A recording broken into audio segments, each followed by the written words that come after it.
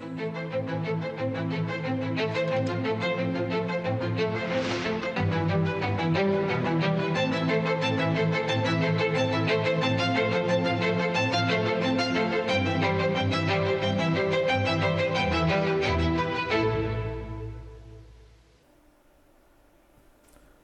प्रिय देशवासी, मन की बात रे आपण मानक सह जोड़ी हेबा, आपण समस्तों ठारू शिखिबा, देशवासी उपलब्धि विषय जानिबा वास्तव में मोते बहुत सुखद अनुभव दे थाए।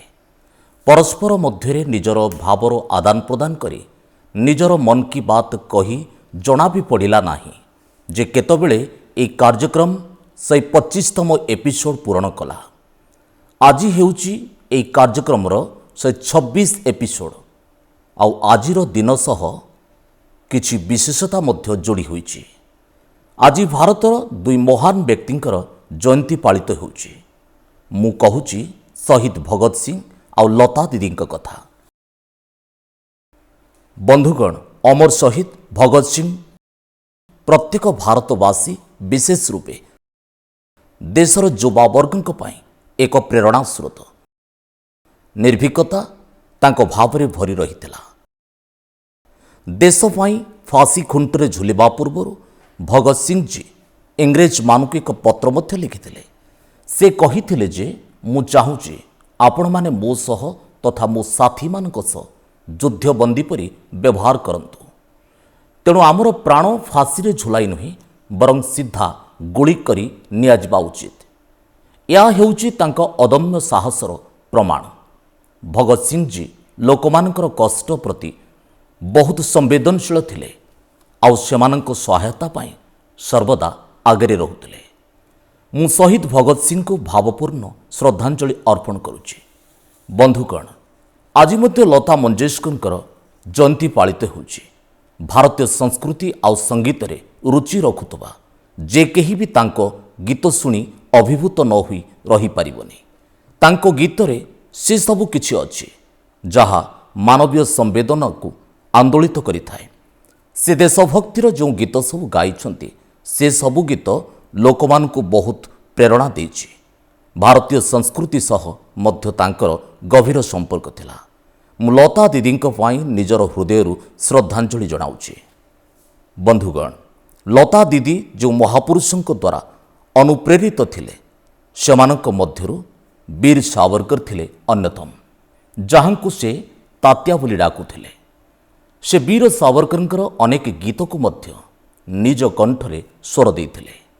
लता दीदींक सह मोर स्नेहर जो बंधन थिला ता सर्वदा अतुट थिला। से मते केबे हेले न भूली प्रतिवर्ष राखी पठाउथिले। मोर मने अछि मराठी संगीतर महान व्यक्तित्व सुधीर खड़के सर्वप्रथमे लता दीदींक सह मोर परिचय कराइथिले। आउ मु लता दीदींको कहिथिली जे मोते आपणक द्वारा बोला जाइथिबा आउ सुधीर जींक द्वारा संगीतबद्ध गीत ज्योति कलश छलके बहुत भल लागिथिला। बंधुगण, आपण माने भी मो सह एहार आनंद नियंतु।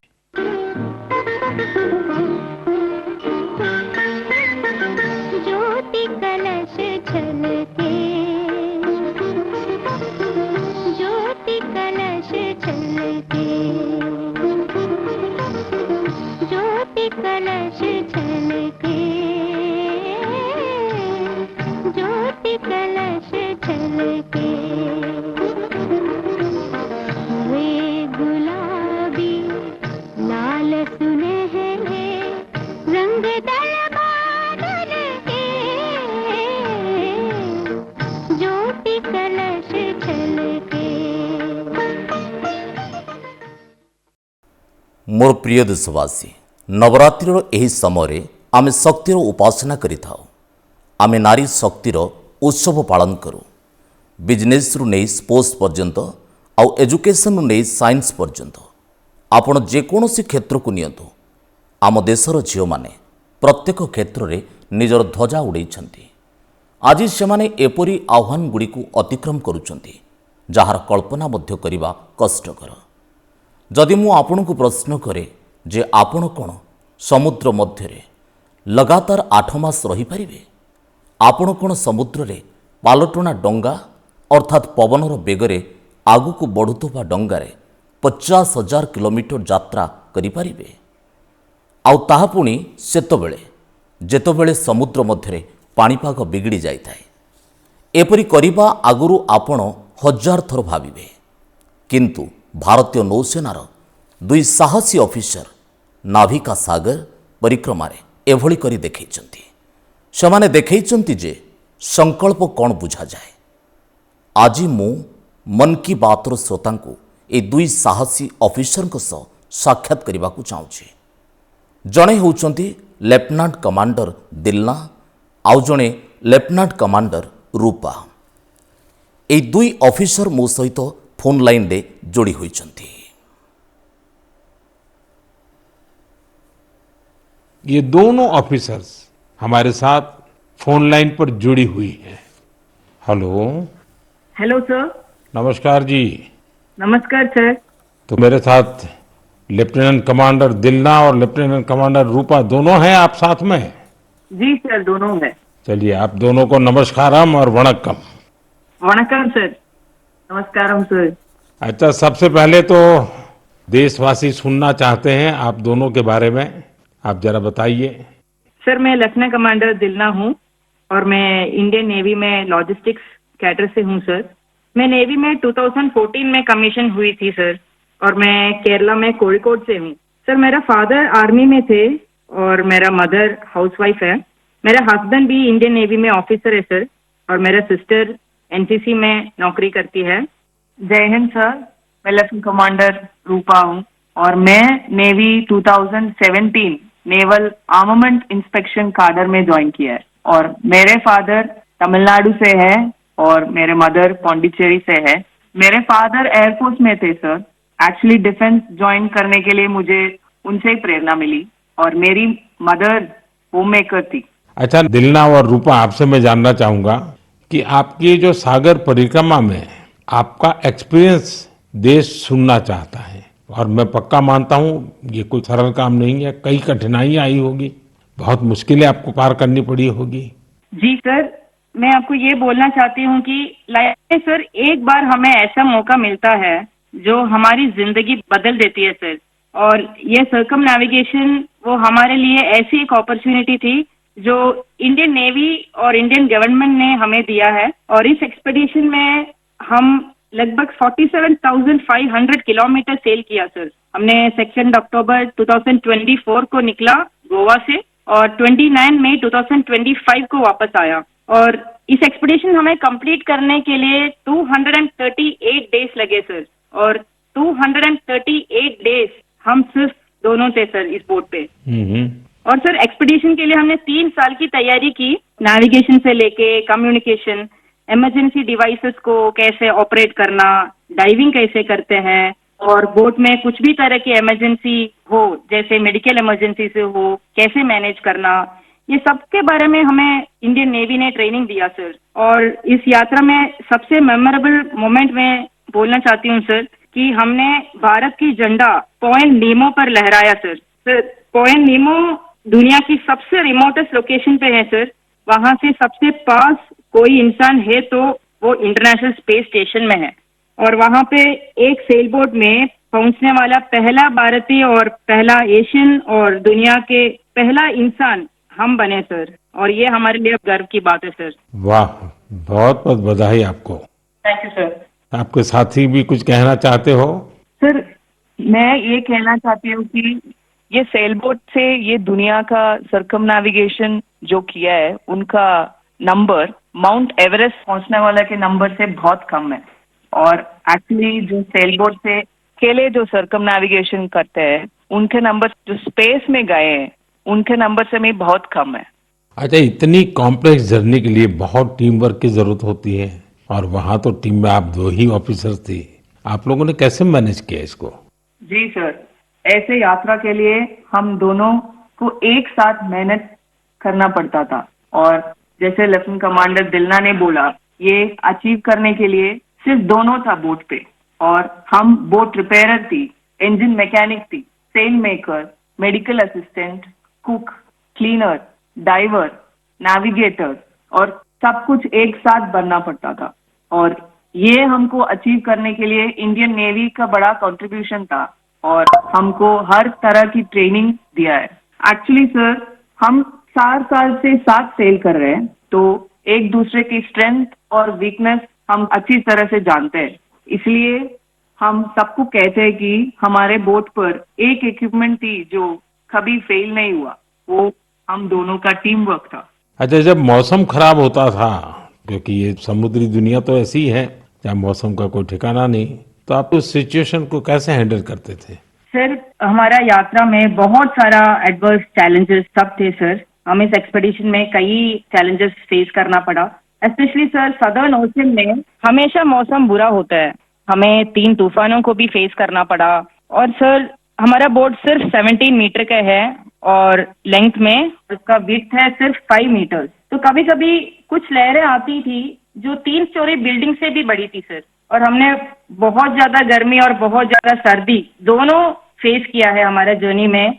अंटार्कटिका में सर, जब हम सेल कर रहे थे, हमारा टेम्परेचर 1 डिग्री सेल्सियस और 90 किलोमीटर पर आवर का हवा दोनों एक साथ हमको सामना करना पड़ा था। और हमने ठंड से बचने के लिए 6 to 7 लेयर कपड़े एक साथ पहनते थे और पूरा सदर्न ओशन हमने ऐसी 7 लेयर ऑफ क्लोथिंग से किया सर। एंड कभी कभी हम गैस स्टोव लेके हमारा हाथ को गर्म करते थे सर। और कभी ऐसे सिचुएशंस भी होते हैं जब हवा बिल्कुल नहीं होता है और हम सेल्स पूरा नीचे करके हम ड्रिफ्ट होते रहते हैं। और ऐसे वाले सिचुएशन में एक्चुअली सर हमारा पेशेंस टेस्ट होता है। लोगों को सुन करके भी बहुत हैरानी होगी कि हमारे देश की बेटियां ऐसा कष्ट उठा रही हैं। अच्छा, इस परिक्रमा के दौरान आप अलग अलग देशों में रुकती भी रही, वहां क्या एक्सपीरियंस होता था? जब भारत की 2 बेटियों को लोग देखते होंगे तो उनके मन में बहुत सारी बातें रहती होगी। जी सर, हमको बहुत अच्छा एक्सपीरियंस मिला सर। हमने 8 महीनों में 4 जगह पे रुकी थी sir. Australia, New Zealand, port Stanley और साउथ अफ्रीका सर। हर जगह पे एवरेज कितना समय रुकना होता था? सर, हमने 14 डेज स्टे किया सर, एक जगह पे। एक जगह पे 14 डेज? Correct sir. और सर, हमने दुनिया के हर कोने में भारतीय को देखे सर। वो भी बहुत एक्टिव और बहुत कॉन्फिडेंस के साथ भारत का नाम रोशन कर रहे हैं। और हमको ऐसे लगा कि हमारा जो सक्सेस है सर, वो अपना भी सक्सेस समझते थे। एंड हर जगह पे हमें अलग अलग एक्सपीरियंस मिला। जैसे ऑस्ट्रेलिया में वेस्टर्न ऑस्ट्रेलियन पार्लियामेंट के स्पीकर ने हमें बुलाया, वो हमें बहुत मोटिवेट किया सर। और हमेशा ये ऐसे सब चीज होता है सर, हमें बहुत गर्व होता था। और जब न्यूजीलैंड में गए तब माओरी लोगों ने हमें स्वागत किया और हमारा भारतीय कल्चर के लिए बहुत रेस्पेक्ट दिखाया सर। एंड एक इम्पोर्टेंट चीज है सर, पोर्ट स्टैनली एक रिमोट आइलैंड है सर, वो साउथ अमेरिका के पास है। वहाँ पे टोटल पॉपुलेशन सिर्फ 3500 है सर। लेकिन वहाँ हमने एक मिनी इंडिया देखा एंड वहाँ पे 45 इंडियंस थे। उन्होंने हमें अपना समझा और हमें घर जैसा महसूस कराया सर। अच्छा, देश की उन बेटियों के लिए आप दोनों क्या मैसेज देना चाहेगी जो आपकी तरह ही कुछ अलग करना चाहती हैं? सर, मैं लेफ्टिनेंट कमांडर रूपा बोल रही हूँ अभी। मैं आपके माध्यम से मैं सबको ये कहना चाहती हूँ कि अगर कोई भी अपने दिल लगा के मेहनत किया तो इस दुनिया में कुछ भी इम्पॉसिबल नहीं है। आप कहाँ से हो, कहाँ पैदा हुआ, वो कुछ मैटर नहीं करता सर। ये हम दोनों का इच्छा है कि भारत की युवा और महिलाएं बड़े बड़े सपना देखें और फ्यूचर में और गर्ल्स और विमेन डिफेंस में, स्पोर्ट्स में, एडवेंचर में शामिल होकर देश का नाम रोशन करें। दिलना और रूपा, आपकी बातें सुनकर मुझे भी बहुत रोमांच अनुभव हो रहा है कि कितना बड़ा साहस आपने किया है। आप दोनों को मेरी तरफ से बहुत बहुत धन्यवाद। निश्चित तौर पर आपकी मेहनत, आपकी सफलता, आपकी अचीवमेंट देश के युवकों को, देश की युवतियों को बहुत प्रेरित करेगी। ऐसे ही तिरंगा लहराते रहिए। भविष्य के प्रयासों के लिए आपको मेरी ढेरों शुभकामनाएं। Thank you sir. बहुत बहुत धन्यवाद। बंधुगण, आमर पर्व पर्वाणी भारतर संस्कृति को जीवंत करी रखी थाए। छठ पूजा एभली एक पवित्र पर्व जहा दीपावली परे आसी थाए। सूर्यदेव को समर्पित एही महापर्व खूब अनन्य। एथिरे आमे अस्तगामी सूर्य को मध्य अर्घ्य प्रदान करूँ तांकर आराधना करूँ। छठ पर्व केवल जे देशर विभिन्न अंचल पालित हुए ताहा नुहे, सारा विश्व में यह पालित होता है। आज यह एक वैश्विक पर्व हेबारे लागिଛି। बंधुगण, आज आपण मानकु कहिबाकु खुशी लागुछि जे भारत सरकार छठ पूजा को नहीं खूब बड़ प्रचेष्टा चलैछंती। भारत सरकार छठ महापर्व को यूनेस्कोर अपूर्व सांस्कृतिक ऐतिह्य तालिकार स्थानित करिबा पई चेष्टा चलाइछंती। जेबे छठ पूजा यूनेस्को तालिकार सम्मिलित होइजिबो तेबे पृथ्वीर कोण अनुकोणर लोके यार भव्यता और दिव्यतार अनुभव करिपारिबे। बंधुगण, किछि दिन पूर्वे भारत सरकार एइभଳି प्रचेष्टा जोगु कोलकातार दुर्गा पूजा मध्य यूनेस्कोर एही तालिकार स्थान पाइछि। आमे निजर सांस्कृतिक आयोजन गुड़िकर एइभଳି वैश्विक परिचय कराई पारिले सारा दुनिया सेगुड़िक विषय जानिबो, बुझिबो एवं एथिरे भाग नेबा पई आगे आसिबो। बंधुगण, अक्टोबर 2 तारिख दिन गांधी जयंती। गांधीजी सर्वदा स्वदेशी आपणैबा पई जोर देउथिले, आउ एथिरे मुख्य रहितला खदी। दुर्भाग्यवशत स्वाधीनता परे खदीर चमक किछिटा फिका पड़ी जाइथिला। हेले विगत 11 वर्ष मध्यरे खदी प्रति देशर लोकंक आकर्षण खूब बढ़ी जाइछि। विगत किछि वर्षरे खदी बिक्री रे खूब अग्रगति देखा देछि। मु आपण मानकु आह्वान देबाकु चाहे जे 2 अक्टोबर दिन किछि ना किछि खदी सामग्री निश्चय किणतु। गर्व करी कहतु यह स्वदेशी। यह सोशल मीडिया रे भोकाल फॉर लोकल सहित शेयर मध्य करंतु। बंधुगण, खदी भली आम हस्ततंत और हस्तशिल्प क्षेत्र में मध्य अनेक परिवर्तन देखा मिलुछि। आज आम देश में एभली अनेक उदाहरण सामना को आसीछि जहाँ दर्शाए जे जदि परंपरा एवं नवसृजन को एक संगे जोड़ी दिया जाए तेबे अद्भुत परिणाम मिल पारे। एभली उदाहरणटीए हेउछि तमिलनाडुर याज नेचुराल्स। एठी अशोक जगदीशन जी एवं प्रेम सेल्वारान जी कॉर्पोरेट चाकरी छाड़ी एक नूतन प्रचेष्टा करिसेंती।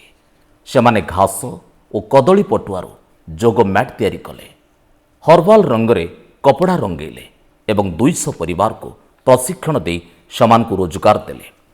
झारखंडर आशीष सत्यव्रत साहूजी दोहरा ग्राम ब्रांड जरिया आदिवासी हस्ततंत और परिधान को विश्व मंच रे पहुंचाइछंती। तांको प्रचेष्टा जोगु आज झारखंडर सांस्कृतिक ऐतिह्य विषय अन्य देशर लोक माने जानिबा को पाउछंती। बिहार मधुबनी जिलार स्वीटी कुमारी जी मध्य संकल्प क्रिएशन आरंभ करिसेंती। सी मिथिला चित्रकला को महिला मानक जीविका सहित जोड़ी देइछंती। आज 500 रु अधिक ग्रामीण महिला तांको सहित जोड़ी होइछंती एवं आत्मनिर्भरता मार्ग रे आगे चली। सफलतार एई गाथा गुड़िक आमको शिखाए जे आम परंपरा गुड़िकरे आयर केते साधन लुक्कायित होई रहिछि। जदि आपण निश्चय दृढ़ तेबे सफलता आमठारु दूरे जीव नाही। मोर प्रिय देशवासी, आगामी किछि दिन मध्यरे आमे विजया दशमी पर्व पालन करिबा। एथर विजया दशमी आउ एक कारणरू विशेष महत्व रखुछि। एही दिन राष्ट्रीय स्वयंसेवक संघ स्थापनर 100 वर्ष पूर्ण हेउछि। एक शताब्दीर एही यात्रा जेतिकी अभूतपूर्व सेतिकी प्रेरणादायी। आजिठारु 100 वर्ष पूर्वे जेबे राष्ट्रीय स्वयंसेवक संघ प्रतिष्ठा होइतिला से समय देश शताब्दी धरी पराधीनतार जंजीर रे बंधा थिला। शताब्दी शताब्दी धरी ए पराधीनता आम स्वाभिमान और आत्मविश्वास को गभीर क्षति पहुंचाइतिला। विश्वर सर्वप्राचीन सभ्यता सम्मुख रे परिचयर संकट छेड़ा करा जाउथला। देशवासी हीन भावनार शिकार होई बसिथिले। तेणु स्वाधीनता सहित यह मध्य महत्वपूर्ण थिला जे देश वैषयिक पराधीनतार मध्य मुक्ति पाओ। एभली समय परम पूज्य डॉक्टर हेडगेवार जी ए विषय चिंतन मनन आरंभ करथिले एवं एई भगीरथ कार्य निमंते 1925 मसीहा विजया दशमी पावन तिथि राष्ट्रीय स्वयंसेवक संघ स्थापन करथिले। डॉक्टर साहेब परे परम पूज्य गुरुजी राष्ट्र सेवार ए महायज्ञ को आगे नहीं। परम पूज्य गुरुजी कहतुले राष्ट्र स्वाहा ईदंग राष्ट्रीय ईदंग नह मम अर्थात यह मोर नुहे यह हूँ राष्ट्रर। यही कथन रे स्वार्थर ऊर्ध्व को जाए राष्ट्र निमंते समर्पणर भावना रखिबार प्रेरणा रही। गुरुजी गोलवालकर जी ए वाक्य लक्ष लक्ष स्वयंसेवकों को त्याग और सेवार मार्ग देखी। त्याग और सेवा तथा अनुशासन शिक्षा यह ही हेउची संघर प्रकृत शक्ति। आज आरएसएस 100 वर्ष धरी थकी न जाए थमी न जाए राष्ट्र सेवा काम लगी रही। तेणुक आम देखि थाउ जे देशर जेकोसी स्थान रे प्राकृतिक विपर्य हेले आरएसएस रो स्वयंसेवक सर्वप्रथमे सेठारे जाई पहुंची थांती। लक्ष लक्ष स्वयंसेवकों जीवनर प्रत्येक कर्म प्रत्येक प्रचेष्टा पछरे राष्ट्र प्रथम नेशन फास्ट यही भावना सर्वोपरि थाए। मु राष्ट्र सेवार महायज्ञ रे निजको समर्पी देथिबा प्रत्येक स्वयंसेवकों को निजर शुभकामना जनाऊछि। मोर प्रिय देशवासी आगामी 7 अक्टोबर दिन महर्षि वाल्मीकि जयंती। आमे समस्ते जानुचे महर्षि वाल्मीकि भारतीय संस्कृतिर एक बड़ आधार। ए थिले सेही महर्षि वाल्मीकि जी आमको भगवान रामंक अवतार कथा सहित विस्तृत भाव में परिचय कराइथिले। सी मानव जाति को रामायण भली अद्भुत ग्रंथ देइचंती। बंधुगण रामायणर यह प्रभाव हेउची सेथिरे समाहित भगवान रामंक आदर्श और मूल्यबोध। भगवान राम सेवा समर्शता और करुणार सहित समस्त को आलिंगन करथिले। तेणु आमे देखि थाउ जे महर्षि वाल्मीकि रामायणर रामंक पूर्णता माता सबरी और निषाद राज को ही नहीं होइछि। बंधुगण तेणुकरी अयोध्या जेतेबेले राम मंदिर निर्माण करागला सेठारे निषाद राज एवं महर्षि वाल्मीकि मंदिर मध्य तैयारी करागला। मोर अनुरोध आपण माने जेबे अयोध्यार राम मंदिर रे रामलालांक दर्शन करिबा पई जिबे तेबे महर्षि वाल्मीकि और निषाद राज मंदिर मध्य निश्चय दर्शन करिबे।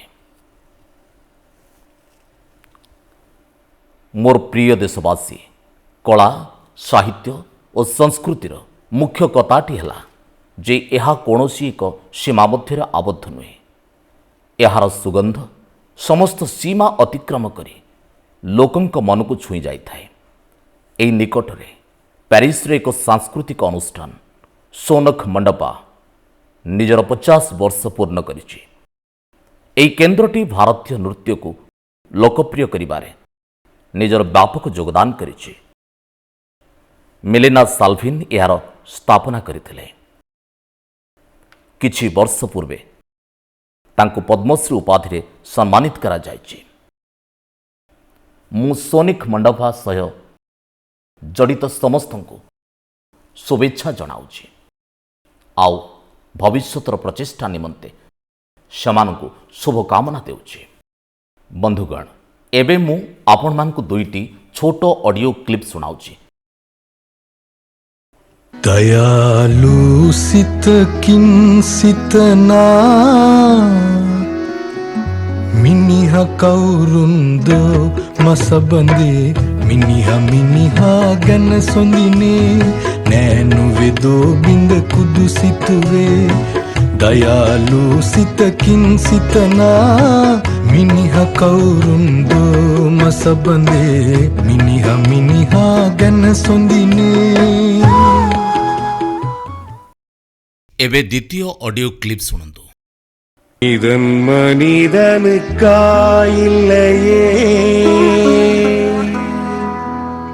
மற்றதுதான் இங்கு கவலைப்படும்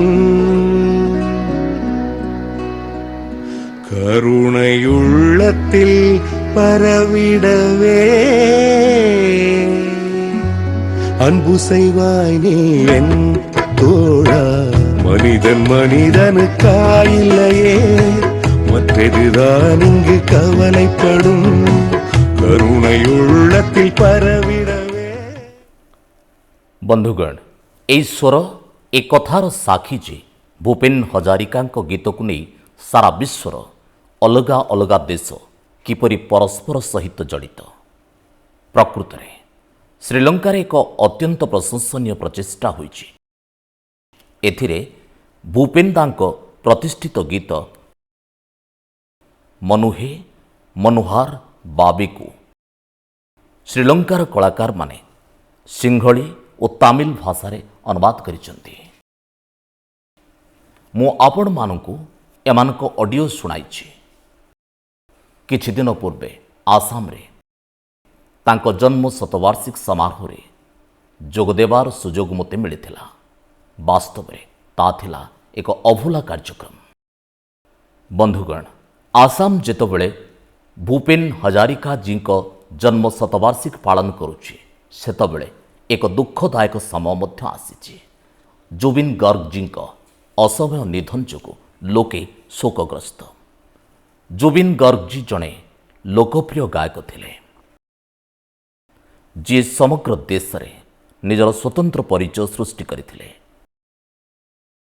ଆସାମର ସଂସ୍କୃତି ସହିତ ତାଙ୍କର ବିଶେଷ ସମ୍ପୃକ୍ତି ଥିଲା। ଜୁବିନ ଗର୍ଗଜୀ ଆମ ପାଇଁ ସ୍ମରଣୀୟ ରହିବେ ଏବଂ ତାଙ୍କର ସଙ୍ଗୀତ ଆଗାମୀ ପିଢ଼ିକୁ ମନ୍ତ୍ରମୁଗ୍ଧ କରି ଚାଲିଥିବ। ଜୁବିନ ଗାର୍ଗ ଆସିଲ আহ মোর হমসুকৃতির উজ্জ্বল রত্ন জনতার হৃদয়ত তোয় সদায় জিয়ায় থাকিব। বন্ধুগণ, কিছুদিন পূর্বে ଆମ ଦେଶ ଜଣେ ମହାନ ବିଚାରକ ଏବଂ ଚିନ୍ତକ ଏସ୍.ଏଲ୍. ଭେରେପାଜୀଙ୍କୁ ମଧ୍ୟ ହରାଇ ଦେଇଛି। ଭେରେପାଜୀଙ୍କ ସହିତ ମୋର ବ୍ୟକ୍ତିଗତ ସମ୍ପର୍କ ଥିଲା। ଆମ ମଧ୍ୟରେ ଅନେକ ଥର ବିଭିନ୍ନ ବିଷୟକୁ ନେଇ ଗଭୀର ଚର୍ଚ୍ଚା ହୋଇଛି। ତାଙ୍କ ରଚନାଗୁଡ଼ିକ ଯୁବପିଢ଼ିଙ୍କ ବିଚାରକୁ ଦିଗ୍ଦର୍ଶନ ଦେବ। କନ୍ନଡ଼ ଭାଷାରେ ରଚିତ ତାଙ୍କ ରଚନାବଳୀର ଅନେକ ଅନୁବାଦ ଉପଲବ୍ଧ ରହିଛି। ସିଏ ଆମକୁ ଶିଖେଇ ଯାଇଛନ୍ତି ଯେ ନିଜ ସଂସ୍କୃତି ଓ ନିଜ ମୂଳତତ୍ତ୍ୱକୁ ନେଇ ଗର୍ବ କରିବା କେତେ ମହତ୍ତ୍ୱ ରଖିଥାଏ। ମୁଁ ଏସ୍.ଏଲ୍. ଭେରେପାଜୀଙ୍କୁ ନିଜ ଭାବପୂର୍ଣ୍ଣ ଶ୍ରଦ୍ଧାଞ୍ଜଳି ଅର୍ପିତ କରୁଛି ଏବଂ ଯୁବବର୍ଗଙ୍କୁ ଆହ୍ୱାନ କରୁଛି ଯେ ସେମାନେ ତାଙ୍କର ରଚନାଗୁଡ଼ିକୁ ପଢ଼ନ୍ତୁ। ମୋର ପ୍ରିୟ ଦେଶବାସୀ, ଆଗାମୀ ଦିନଗୁଡ଼ିକରେ ଗୋଟିଏ ପରେ ଗୋଟିଏ ପର୍ବ ଆସୁଛି। ଆମେ ପ୍ରତ୍ୟେକ ପର୍ବରେ ଖୁବ୍ କିଣାକିଣି କରୁ, ଆଉ ଏଥର ତ GST ଉତ୍ସବ ମଧ୍ୟ ଚାଲିଛି। ବନ୍ଧୁଗଣ, ଗୋଟିଏ ସଂକଳ୍ପ ନେଇ ଆପଣମାନେ ଏ ପର୍ବଗୁଡ଼ିକୁ ବିଶେଷ କରିପାରିବେ। ଯଦି ଆମେ ସଂକଳ୍ପ ନେବା ଯେ ଏଥର ପର୍ବ କେବଳ ସ୍ୱଦେଶୀ ସାମଗ୍ରୀକୁ ନେଇ ପାଳନ କରିବା, ତାହେଲେ ଦେଖିବେ ଆମ ପର୍ବପର୍ବାଣୀର ଚମକ ଆହୁରି ବଢ଼ିଯିବ। ଭୋକାଲ ଫର୍ ଲୋକାଲକୁ କିଣାକିଣିର ମନ୍ତ୍ର କରି ନିଅନ୍ତୁ। ଏ କଥା ପଣ କରନ୍ତୁ ଯେ ଆମ ଦେଶରେ ତିଆରି ହେଉଥିବା ଜିନିଷ ହିଁ କିଣିବା। ଦେଶର ଲୋକେ ଯାହା ତିଆରି କରୁଛନ୍ତି ତାକୁ ହିଁ ଘରକୁ ଆଣିବା। ଯେଉଁ ସାମଗ୍ରୀରେ ଆମ ଦେଶର ଲୋକଙ୍କ ପରିଶ୍ରମ ଲାଗିଛି ତାକୁ ହିଁ ଉପଯୋଗ କରିବା। ଏଭଳି କରିବା ଦ୍ୱାରା ଆମେ କେବଳ ଯେ ସାମଗ୍ରୀ କିଣୁ ତା ନୁହେଁ, ବରଂ କୌଣସି ଏକ ପରିବାରର ଆଶା ଓ ଆକାଂକ୍ଷାକୁ ନିଜ ଘରକୁ ଆଣିଥାଉ। କୌଣସି କାରିଗରର ପରିଶ୍ରମକୁ ସମ୍ମାନ ଦେଇଥାଉ। କୌଣସି ଯୁବ ଉଦ୍ୟୋଗୀର ସ୍ୱପ୍ନକୁ ଡେଣା ଦେଇଥାଉ। ବନ୍ଧୁଗଣ, ପର୍ବପର୍ବାଣୀରେ ଆମେ ସମସ୍ତେ ଘର ସଫେଇ କାମରେ ଜୁଟି ଯାଉଥାଉ। ହେଲେ ସ୍ୱଚ୍ଛତା କେବଳ ଘର ସୀମା ଯାଏଁ ସୀମିତ ହୋଇ ରହିନଯାଉ। ଗଳି କନ୍ଦି, ବଜାର, ଗାଁ ସବୁ ସ୍ଥାନରେ ସ୍ୱଚ୍ଛତା ଆମର ଦାୟିତ୍ୱ ହେଉ। ବନ୍ଧୁଗଣ, ଏ ସମୟଟି ଆମର ଉତ୍ସବର ସମୟ। ଆଉ ଦୀପାବଳି ତ ଏକ ମହା ଉତ୍ସବ ପାଲଟି ଯାଇଥାଏ। ମୁଁ ଆପଣ ସମସ୍ତଙ୍କୁ ଆଗାମୀ ଦୀପାବଳିର ଅନେକ ଅନେକ ଶୁଭକାମନା ଦେବାକୁ ଚାହେଁ। ହେଲେ ପୁନର୍ବାର ମନେ ପକାଇ ଦେବାକୁ ଚାହେଁ, ଆମକୁ ଆତ୍ମନିର୍ଭର ହେବାକୁ ପଡ଼ିବ। ଦେଶକୁ ଆତ୍ମନିର୍ଭର କରିବାକୁ ପଡ଼ିବ। ଆଉ ଏହାର ମାର୍ଗ ସ୍ୱଦେଶୀ ଦ୍ୱାରା ହିଁ ପ୍ରଶସ୍ତ ହୋଇଥାଏ। ବନ୍ଧୁଗଣ, ମନ୍ କି ବାତ୍ରେ ଏଥରକ ଏତିକି। ଆଗାମୀ ମାସରେ ପୁଣି ନୂତନ ଗାଥା, ନୂତନ ପ୍ରେରଣା ସହିତ ଦେଖା ସାକ୍ଷାତ ହେବ। ସେ ଯାଏଁ ଆପଣ ସମସ୍ତଙ୍କୁ ଶୁଭକାମନା ଜଣାଉଛି। ବହୁତ ବହୁତ ଧନ୍ୟବାଦ।